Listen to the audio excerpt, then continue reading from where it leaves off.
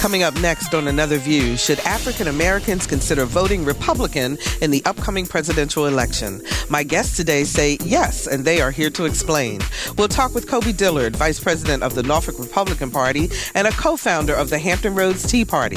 Thomas Harmon, the Republican candidate who ran last year against incumbent Mamie Locke for the 2nd Senate District seat. And Another View Roundtable pundit Bill Thomas. These gentlemen will share their views on why they believe the Republican Party is best for blacks. Another View, intelligent conversation from an African-American perspective, happens right after this news from NPR.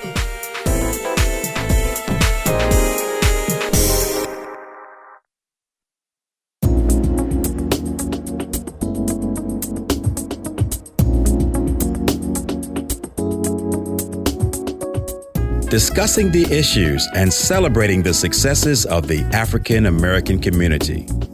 This is Another View.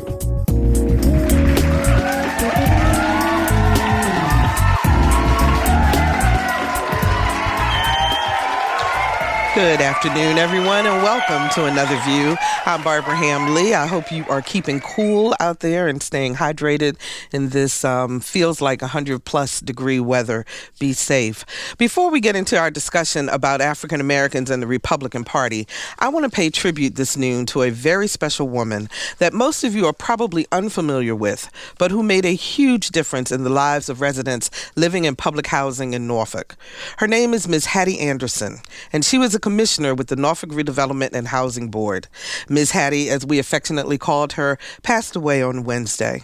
She was a resident of the Diggstown community, and as Chairman Shep Miller would always point out, she was the conscience of the NRHA board. She cared about the residents of public housing and fought for their right to be treated with dignity and respect. She mentored people in her community, always encouraging them to keep their homes tidy, raise their kids to respect others, and never let poverty be an excuse for not achieving. We'll miss Miss Hattie's smile and her wisdom. Our hearts and prayers are with her family today. I am a member of the NRHA board, and I just want to extend my own personal condolences to the family also. And now I'd like to introduce you to our guests for today. We're talking about African Americans and the Republican Party. Joining me is Coby Dillard, Vice President of the Norfolk Republican Party. Hi, Coby. Hi, how are you doing? Good to have you with me. Thomas Harmon, who last year was the Republican candidate for the state Senate against incumbent Mamie Locke. How are you, Tom? Just fine today. Good. Thanks so much for joining us. And our Another View Roundtable pundit, Mr. Bill Thomas. Hi, Bill.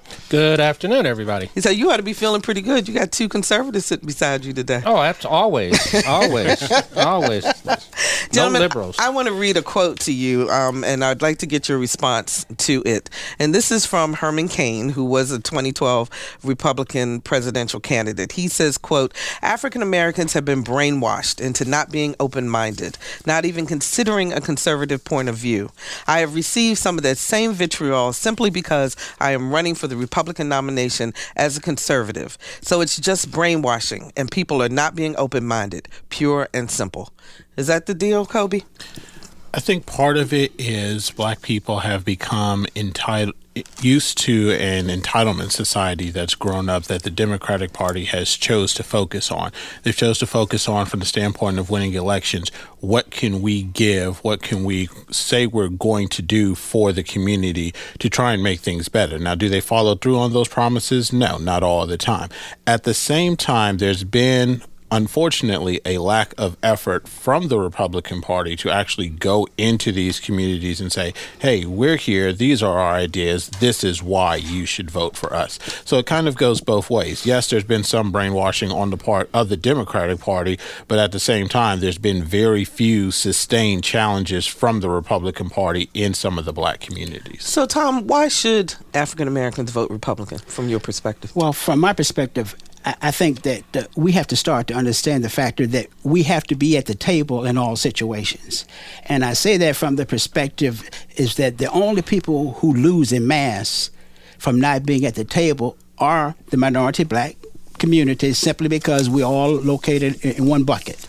You know, we don't have anyone at the table to express and argue our point of view if, in this case, you would say the Democratic Party is not in power, then who's there to make sure that our issues of jobs, education stay on the table and that we have someone there fighting for us during that time? So unfortunately, we sort of slipped backwards in the sense that now we're sort of just locked in. We're not doing the things that our ancestors taught us to do, to think independently, and then recognize how the game is being played and make sure that we always have someone that's sitting there to discuss our point of view.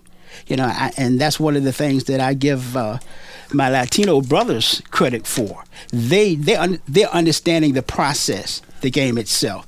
And they have looked at our struggle, if you allow me to phrase it that Absolutely. way. Mm-hmm. And they've said, okay, let's see how we can advance at a faster pace. And if you look at what's happening, they're doing the same thing that the white community does. They're placing membership, substantial numbers on both sides of the aisle. So regardless of who's in power, their issues are always being addressed. As it stands now, the only people who don't lose in an election are the white community, because they are the majority community. So if it's a Republican that's in the office, if it's a Democrat that's in the office, they've got enough people in balance to have the discussion to make sure that if it's jobs that's of concern to them, that's going to be dealt with. Mm-hmm. We're the only ones that sort of lock ourselves out of the process by our own doings. So, Bill, you're not saying then, or the premise is not then that all black people should vote for one party or the other, but that they need to be spread out. As Tom said. Dead all the time. I mean, I can't say it any better. That's the way the game is played. And we haven't played the game very well. We haven't demanded things from either party. We don't demand things from the Democratic Party. We don't demand things from the Republican Party. The Republican Party is tone deaf because what they do, they talk about black people, and then the Democrats at least talk to them. Now, they're talking about the wrong thing, about higher taxes and dependencies and let the government do what you should be doing for yourself, as Tom just articulately indicated. And then, but the question to the black community should be, after 50 years of welfare, after 50 years of government public schools, why are our communities so poor, so violent, and so out of touch with realities? And then again, Dick Gregory addressed this issue when I was in college, a senior in college.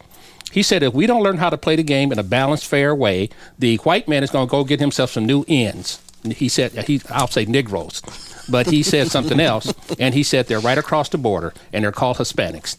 And that has just come into fruition. So there's no evil in the Republican Party that shies away from African Americans. Because remember now, the African American freedom was advanced by Republicans. Yeah, and we want to get into the all history along of that, so we've just lost it. We've lost our vision. We've lost our independence. Now we are just cultivated in a society of degenerating values that is being perpetrated by government versus families. But Coby, what has the Republican Party done to show African Americans that they in fact can make things better?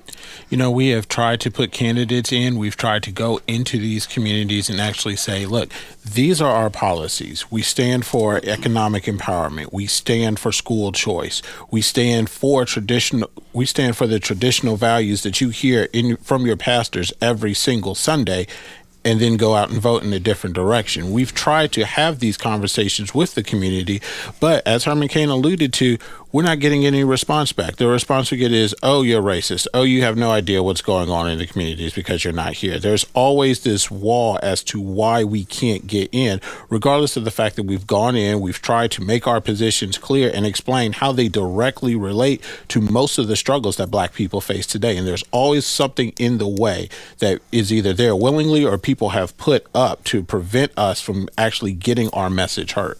440-2665 or 1-800-940-2240 are the numbers to call to join our conversation. Today we're talking about African Americans and the Republican Party. 440-2665 or 1-800-940-2240. Governor Romney was a guest speaker at the NAACP a couple weeks ago, and he made a very special point to say that he was for the black community. Let's listen to that clip.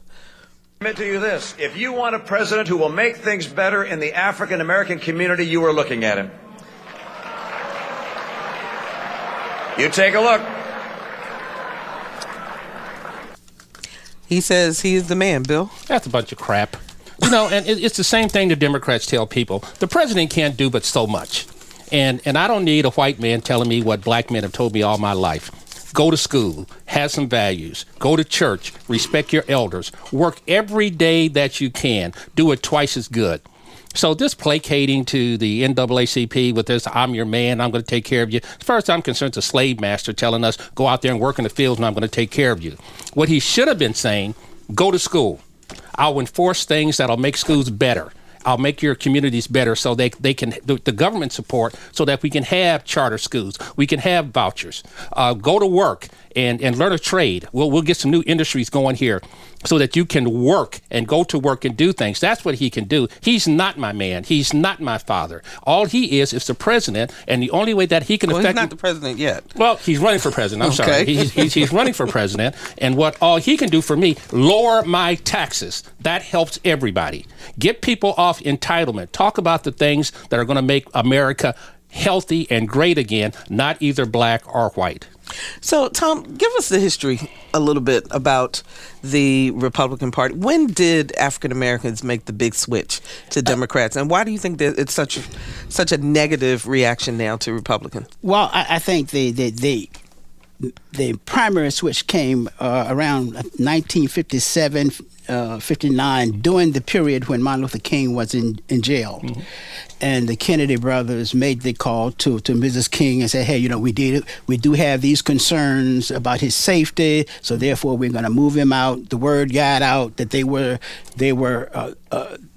Democrats had that concern, or the Kennedys had that concern. So with that acknowledgement, then the minority community sort of started to switch over in major numbers because of that particular issue. But there again, you know, Dr. King himself was a Republican. Mm-hmm.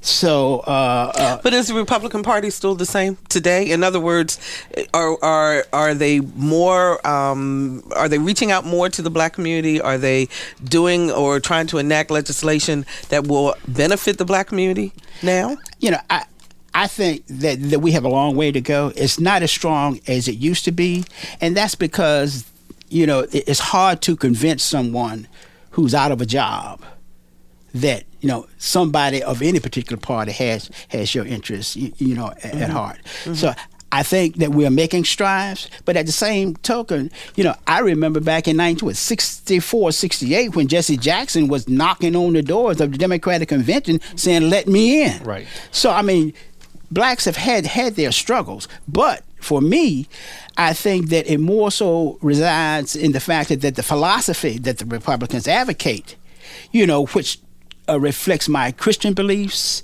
It talks about the fact that you have to be self-responsible for some of your actions. I mean, you can't blame somebody else because you decided not to study. Absolutely. You know, you can't blame someone else. But your premise is that the Democrats do that. Well, and that's it. I mean, you know, I hate to say it this way, but, you know, when you played the clip of Mr. Romney at the convention, you know, I hear what Bill is saying, and I agree with that to a certain point, but I also look at it as to say, here's a man that came there. If you look at him as a businessman, then a businessman looks at a product. He does an evaluation. What's causing me to lose profit? What do I have to do to fix it? And then you make those kind of determinations. You shut it down, you move on, you reinvest. And I'm saying, when I heard him say that, you know, I know, and I agree with the underlying principles that Bill said, but I also say, well, you know, this is a businessman where you're looking at 14, 17, 19% unemployment amongst the black community. At least this is a man that says, I'm going to address it, number one, and then you flip it over. Now, you know, you have a party that's had control of all three branches of government. But you also have a party. Let me finish that. Go ahead. And then there was not one proposal submitted when you didn't need the opposition vote to get it passed. So even if you did no more, and those of us who have worked in government realize the fact that, hey, I'll call it a pilot program, I'll do a demonstration project, we'll do something to address the economic concerns of those who are most needed. You know, and that did not occur.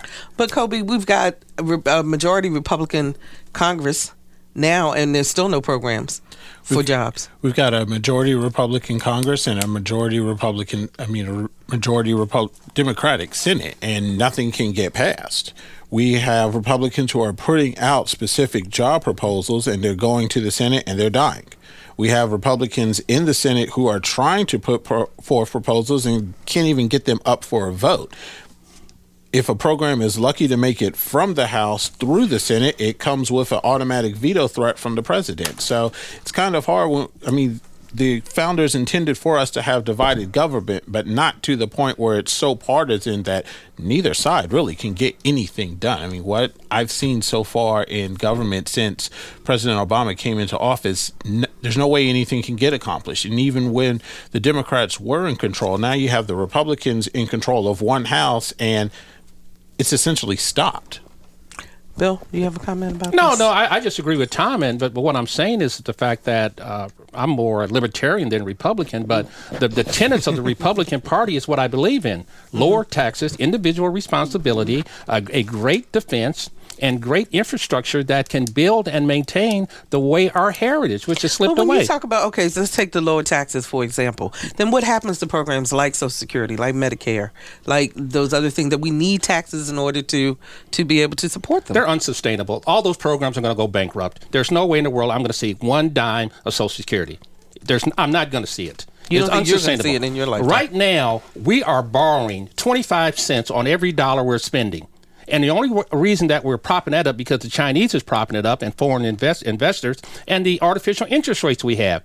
If interest rates goes up 2%, our country is bankrupt. We can't afford it. It's done. So let's go on and reckon with the devil right now.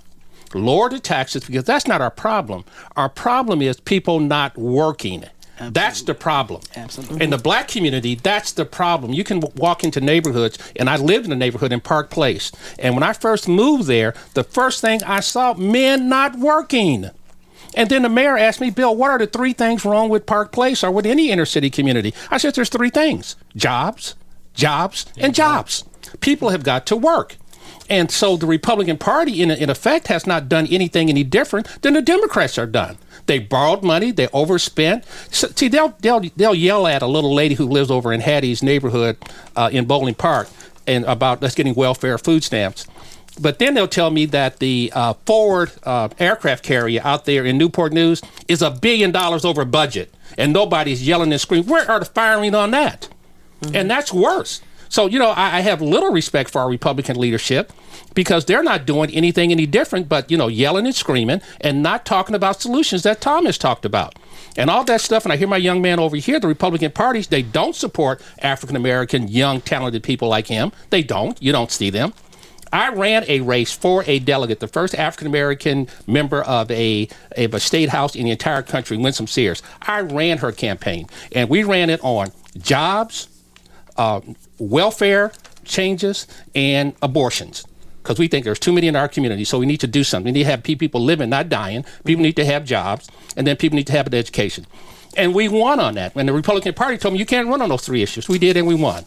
When I helped George Allen, he got 18% of the African-American vote because we talked about crime in our neighborhoods and welfare reform, getting people to work.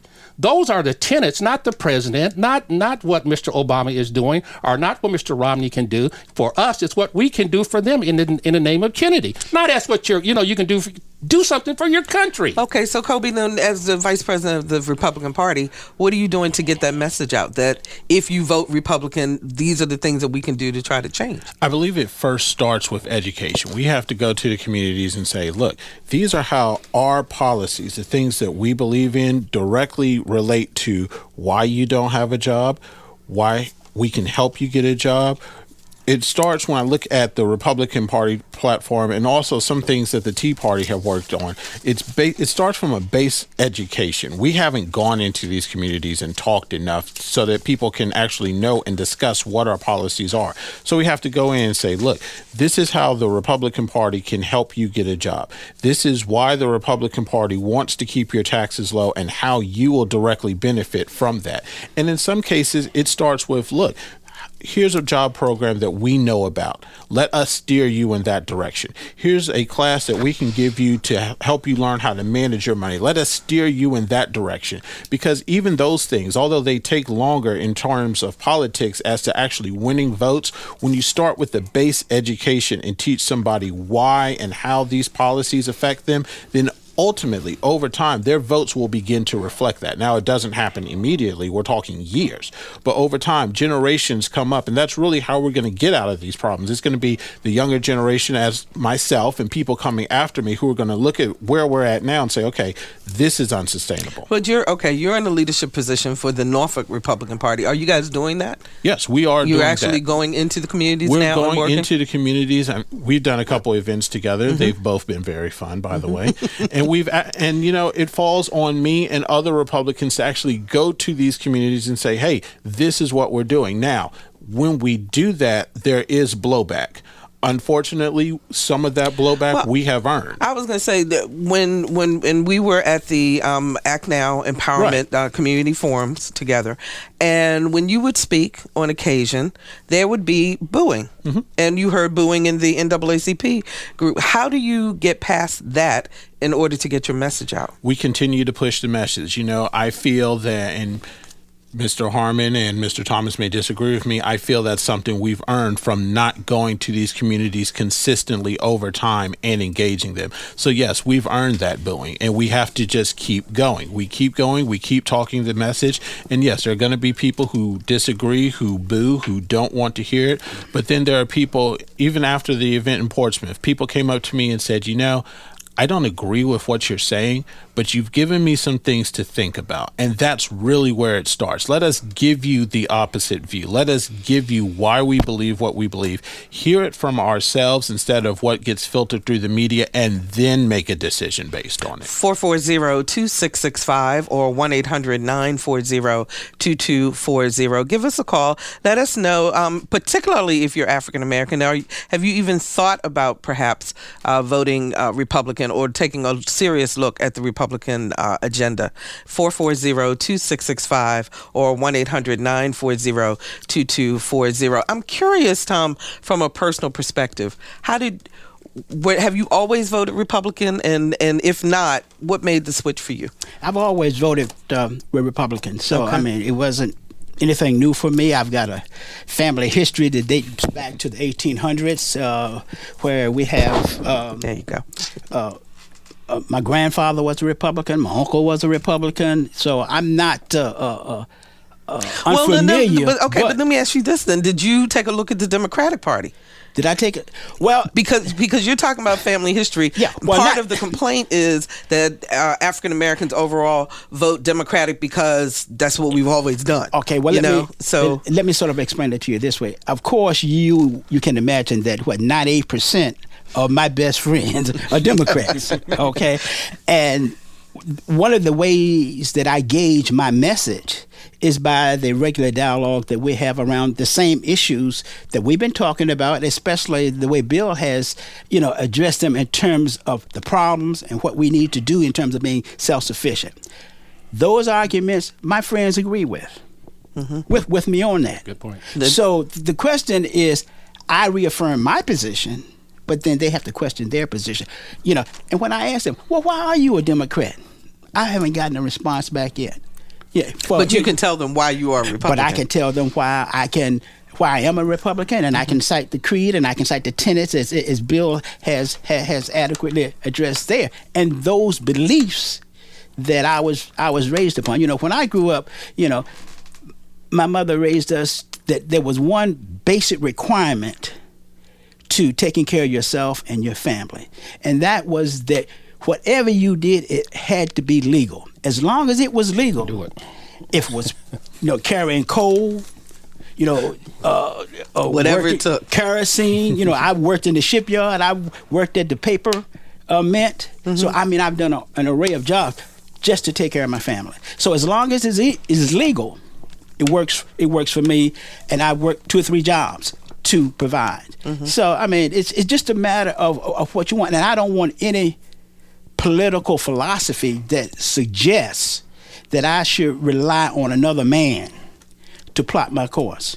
So you really believe, Bill, that the Democratic Party's whole thing is kick back, wait for the welfare check?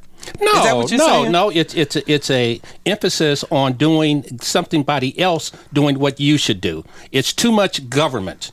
I don't need government to regulate me. I can regulate myself. Now, there are some things that we have in common interest that we have to deal with. I can't defend myself if a big ship with a star comes across and starts lobbing bombs. We got to have a combined effort to do that.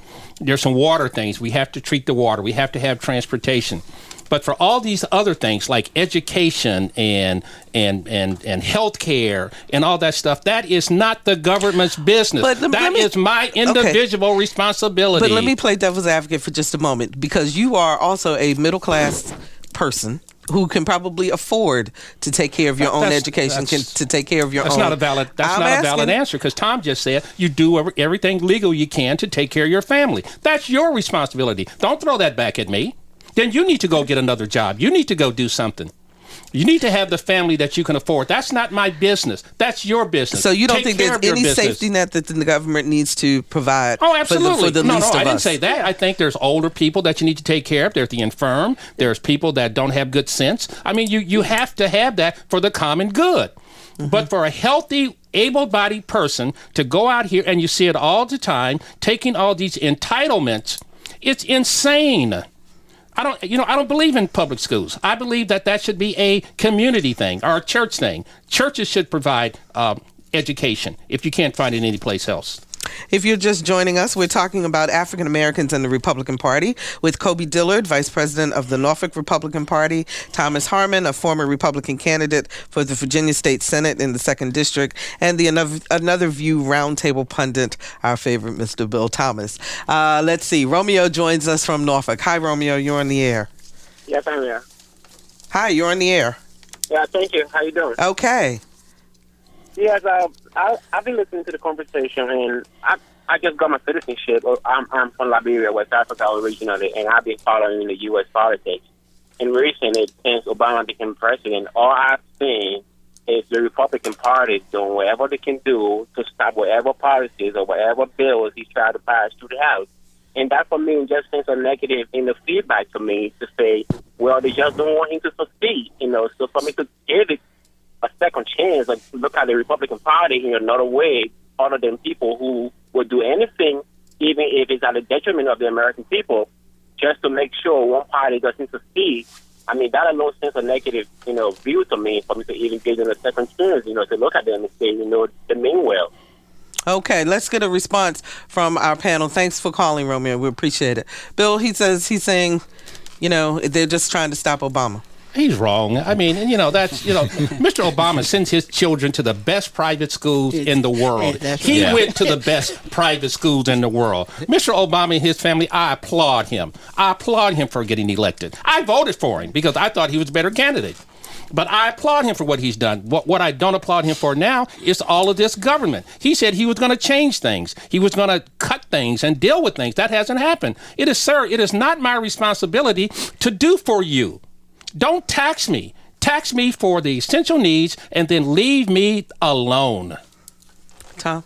Well, I agree with Bill to a large point. But the thing there is that if you understand the process and you have control and power. Now, he got the health care bill through without any Republican votes. So now you tell me why unemployment is still 14 to 24%. You tell me why I can't have a private school or school of choice for my child, if that's what I choose to do, and if I'm willing to work to go out to bring in the additional money needed to pay for my child to go to a private school or a charter school, I should have that opportunity. So, I mean, he says things on one hand, but he doesn't. He's had the opportunity, and you can't say that the Republicans blocked you, because that's not the case. Anybody who has been truly honest and understands the political process and how things are done in Washington knows he didn't even need the Republicans for 2.5 years. Well, let's see what our listeners are saying, because the phones have lit up. Mary joins us from Chesapeake. Hi, Mary. You're on the air. Yes. just responding to some of the statements. Example, private school. Just had my grandson at Norfolk Academy. I shouldn't call the name, but anyway, tuition there, middle school, is $20,000 a year. I use a niece as an example. She's a nurse's aide. Not everyone has the intellect to become LPNs or RN nurses or whatever, but she's a nurse's aide, and she, believing that you should have children and not abort children and multiply and all that, has 8 children. And the nursing home that she works for, she was taking care of patients. Her hands turned, as black as the color of crayon, and cracked. She had a condition there. And no health insurance. She got MRSA, which is a deadly disease. 3 of her children got MRSA. No health insurance. All they told her was to take a few days off. She makes $8 an hour with 8 children. No Mary, health insurance. okay, Mary, we don't have a lot of time. Get to your point. What's the point that you're trying to get to? It's great to have a business. It's great to be able to send your child to private school, but the average person cannot do that. And the average person who's a servant, maybe a custodian, a janitor, a laborer, they don't make that kind of money. So we need public schools. And the Republicans are not doing anything to help the less fortunate. And Social Security is not going to go bankrupt as long as we increase the amount that we pay towards it. It's a system set up not to go bankrupt. So, I just don't see anything positive coming from the Republican Party. Maybe their philosophy against abortion and so forth, but even that should be left alone. That's up to a person.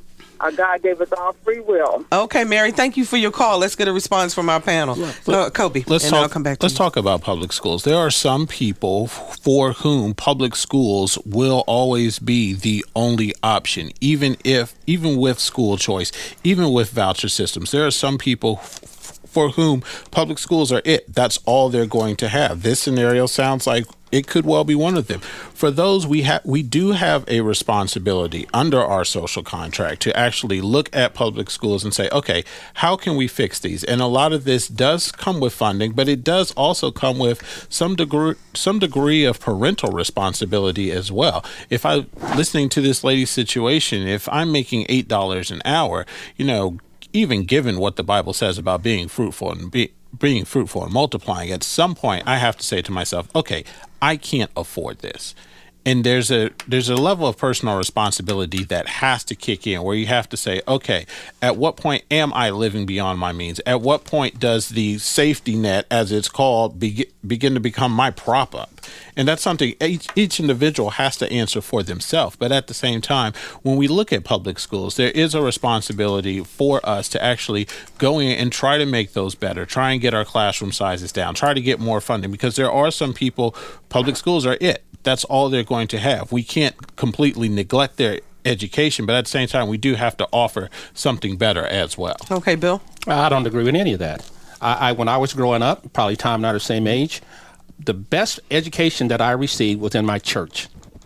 We had to learn how to read before we went to school. And then when they wouldn't let us go to the schools, our refuge was the church.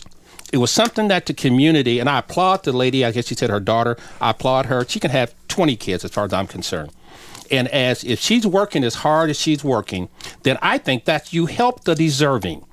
We try to figure out a way as a community to help the deserving. There's plenty of things that you can donate money to and make sure. So this lady needs help. And I would do everything in the world outside of the government to try to set up a basis for helping her. And because she needs help. Now, I don't want to help the undeserving, but this is a deserving people. And this thing where we have to be reliant on the government to educate us is a bunch of malarkey. We used to do it ourselves. We had to, actually, my great-grandmother who couldn't read, she used to give us pieces of the Bible that she copied and made us read those to her every Saturday night before we went to kindergarten. So this thing about government have to be my sole provider is a bunch of crap. We can do it ourselves. And Thompson is shaking his head. Go ahead. Well, I can appreciate what Bill's saying, but, from my perspective, I am a proud graduate of a public high school. I'm a Viking. I'm a Huntington high school person, and I wouldn't trade that experience. And we were fortunate to have good teachers, good educators there, but times have changed a little bit. Some of the public schools are not as strong as they used to be. And the thing here is that no one has said that there's not a place for public schools. The conversation is simply that charter schools, in some cases, provide another alternative. Now, if you know something about charter schools, there are different types of formats that are designed where you have corporations contributing to the cost, so that, to make it sort of short, that a person who is of low income status and really couldn't afford that $20,000, there are programs where they would be given vouchers and grants to allow them to participate if they so choose to do so. So all you're saying is that the Republican Party, from that perspective, offers the alternative. It's consider it. And the thing about Social Security is basic, and I'll shut it off. Basic math. If you have more people drawing off a system that are putting into the system, as Reverend Ike would said, nothing from nothing leaves nothing. Zero. So, it's just basic mathematics. And that's what we have to understand. And it's not that somebody wants to take something from someone, but look at the value of $1 today. And Tom, I just want to add in to the lady who had the 8 kids who couldn't go to Norfolk Academy. I want to take the money that we're wasting in our public schools now and give her a voucher so she can send her 8 kids to Norfolk Academy. Okay, Chris joins us from Norfolk. Hi, Chris, you're on the air. Hello? Hi, you're on the air. I guess I'd like to speak to the Libertarian and possibly the Republican. I just cannot see, the talk of too much government, big government, and it's really contradictory when somebody's a government employee, talking down about government. I just don't see how you can say do it ourselves. Somewhere along the line, government was involved. Okay, somewhere along the line, they helped create something. And to just try to get them totally out of our lives, it's impossible. It's impossible. That is part of our community. Okay, Chris, let's get a response from Bill. Thanks so much for your call. Government does have a role. Absolutely. National defense, like making sure that we're healthy, making sure that we have some kind of culture that's continuing with different policies that encourage that. What I'm telling you, we have to be selective as to what government can do and what government cannot do. And I don't think if you're healthy and you can go to work, you need to go to work.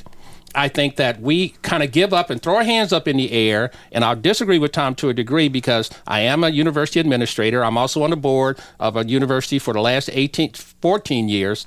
And the public schools, our public schools, aren't producing zero squat. Only 33% of African Americans in these urban schools from Richmond to Norfolk are graduating. And you look at the African American males that are coming out of there, a couple of years back, Norfolk only had 17 or 16 African American males with a B average and 1,000 SAT. You can't get in a good school with those kind of results. And that's what we're producing. Jim Cook over here at ODU just ran a wonderful piece in terms of the economic conditions of African Americans in Hampton Roads. You ought to read it. We have people, 33% of our young people that we're birthing in the world will never, ever work because they're illiterate and uneducated. Yeah. Well, never work a day in their lives. Bill, what I was making reference to were people of our era. Now, if you were in that 50-plus era. But did you go to all black school? All black school. Oh, hey, that's good. That was an all black school. That would make the difference. That was back to the community taking care of its own. Today. But government itself. Now, the gentleman was speaking to those who work for government, talking about government, and I think we're probably the best people to talk about it because I can talk about the agency that I work for. There was waste. We did not maximize our ability to use the dollar. Then I look at the agency that my wife worked for, which was the EEOC. They didn't have enough money to fulfill their service mandate. There you go. So there again, we as citizens have to make sure that those who represent us are looking at these things to the fullest and being as economic as we can. But nobody wants a $100 toilet seat that one of these carriers bought. That's a waste. Coby, let me ask you a question though. What is wrong with those who make more than $250,000 a year paying more in taxes? What's wrong with that? From my perspective, being probably the youngest person in the room here, when I look at... I beg your pardon. Wait a minute, man.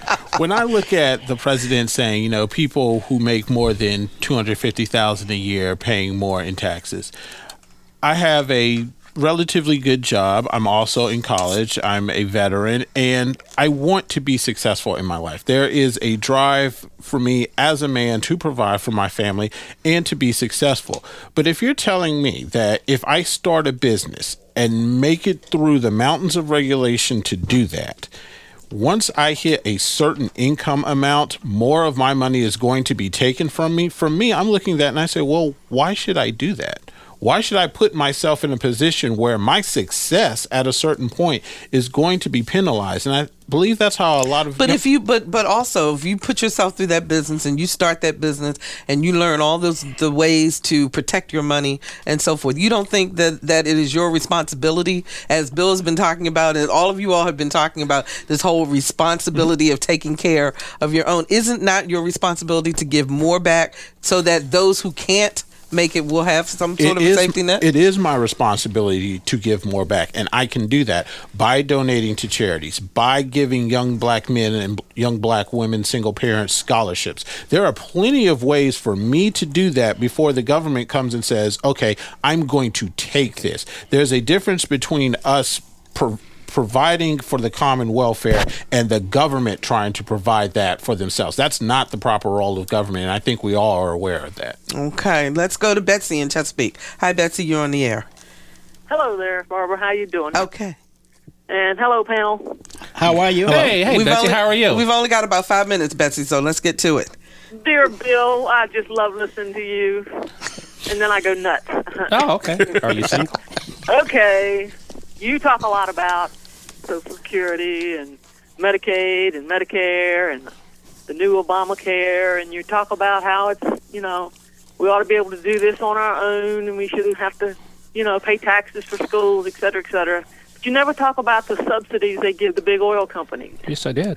The 49% profit that Exxon made, and they still get subsidies, and all the farms that get subsidies. And then you talk about there shouldn't be any regulations. But then there's, BP out in the Gulf, and they don't follow safety codes. And what do? They kill people, and they pollute the water, and they kill dolphins, and, just because they didn't want to spend a few little extra dollars on safety. And then you kick the government about what they do and what they don't do. Why don't you kick the church about what they're not doing? Instead of always telling us we shouldn't do this. And we shouldn't do that. Okay, Betsy, let's get a response so that he has time, because we're running out of time. Go ahead, Bill. Oh, actually, I have, Betsy. I've addressed every issue you have said. I addressed it with the private company out there that's $1 billion over on building this aircraft carrier. I think that's outrageous. I think you should fire somebody. I don't believe that people ought. I believe that people ought to pay their fair share in taxes. And if somebody like Exxon do what they did, they got almost fined $1 trillion. The market took care of it. So I believe that the market will take care of things and people have good sense to do it. What I don't want to do is punish success. I think if I'm successful, if I have the chance to do that, then let me take my success with me. You can't just steal it from me. That's all we're saying. Let's see if we can get one more call in. I've been calling from Norfolk. I hope I pronounced your name right. Yes, it's Ivan. Hi, go ahead. What's your question, real quick? Well, I'm sorry. I'm working right now. I was always taught to vote Democratic because they always said Democratic was for the people who were struggling, for the poverty, that Democratic Party was always going to help your community. They never talked to us about the Republican Party. It's also a lack of education from the parents, from the home front, to educate their children. Because I'm a Hispanic male. I'm originally from New York, and now I live in the state of Virginia. And it wasn't until I struggled and I saw a need for my family that I started to educate myself, to take myself from that place, that state of mind that I was in. It all starts from the home front, and I do believe that if these kids and these adults are not educated, I mean, on behalf of you guys, you guys say that you guys go out there and to educate the community. I mean, just try a little harder. Go more into the churches and make it more visible so the public speed. Okay, Ivan, I hate to cut you off, but we only got about a minute left, and I want to get a response from Coby. Okay, thanks for calling. He's right. We do have to make more of an effort to go into the churches, go into the public schools and say, you know what, we're here. We may not have been here for X amount of years. We may have actively targeted our strategies so that we would not win your votes. We've done all of these things to distance ourselves from you. That's in our past. We're here now. We're here to have a conversation with you. We're going to tell you why we believe what you believe. But as he said, there's a responsibility on the individuals that we're talking to actively listen and engage us back. Don't just say, well, you're racist. Well, you're wrong. No, actually ask us why we believe what we believe. We'll tell you. We have no problem. We have nothing to hide. We can tell you why we believe what we believe and why what we believe is going to benefit you. And with that, gentlemen, we are out of time. This is a great conversation today. I really appreciate it. That's Coby Dillard, who is the Vice President of the Republican Party of Norfolk. Our very favorite Bill Thomas, who is the Another View Roundtable pundit, and Tom Harmon, who's retired.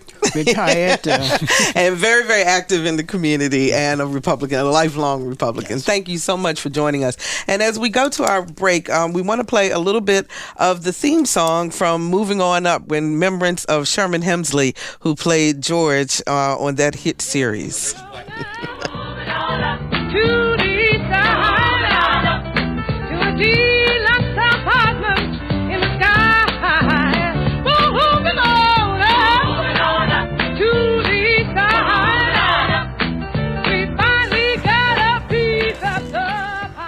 Oh, I can see him running around that little apartment now. He's a great, great actor. 4 young people from Hampton Roads are making a name for themselves while promoting a positive message. Last year alone, they had more than 75 performances to crowds eager to hear their words of faith, hope, and encouragement. Our Lisa Godley spoke to this talented group of rappers and singers who call themselves TBO, which stands for The Best Out.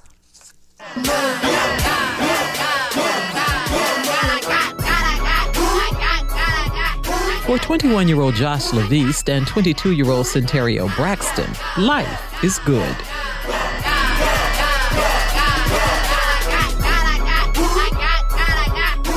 This talented duo is one half of TBO, which is an acronym for The Best Out. They are joined by 19-year-old Dex Hill, who sings, and Josh's younger sister, 19-year-old Corinne, who sings and raps. Their genre of Christian rap and hip-hop keeps them in high demand, averaging a minimum of about 1 show a week. Unlike a lot of popular rap tunes, you won't find any of TBO's lyrics being censored. Their message is designed to uplift and inspire. Josh, the group's president and CEO, explains it this way. It's okay to be outside the box. You don't have to, be sucked into this world. I feel like it's all right to, have your faith and still have fun and be who you are. So tell a friend, go ahead, profess a plan. Cause when you're rolling with the sun, blessed is the man. Centerio agrees. I'm a Christian rapper and I ain't ashamed to say it. Be yourself and don't be ashamed to let people know who you are. Don't hide, trying to be somebody else that you're not. While there is no CD out yet, the group has released an EP or extended play mini-CD, which consists of about 7 different songs. The title is Lifted. One of the cuts is a shout-out to quarterback Tim Tebow and has already gotten more than 5,000 YouTube views. Centerio explains how that popular song came about. It was a time where Tim Tebow was real big and they were talking about him, and it was crazy because throughout the song we were saying stuff that stuck out. For what they believe in. I'm gonna give a special shout out to my boy Tim Tebow. Matter of fact, we gonna make him an honorary member of TBO. With a performance schedule that stays pretty full, TBO spends a lot of time on the road. But Josh says that's a good thing. In the car, everybody all together, and, freestyling all the way there and joking, and that's probably my funnest part of Don't need the no experience. weapons, cause Lord's my protection. And if I fall, I identify the lesson. Everybody's blessed but feel pain and depression. For Centerio, the memorable moments center on crowd reaction. Our first show at Calvary Community Church, it was just awesome. Like the love that they gave us, the way the crowd reacted to our music, it was just a great feeling.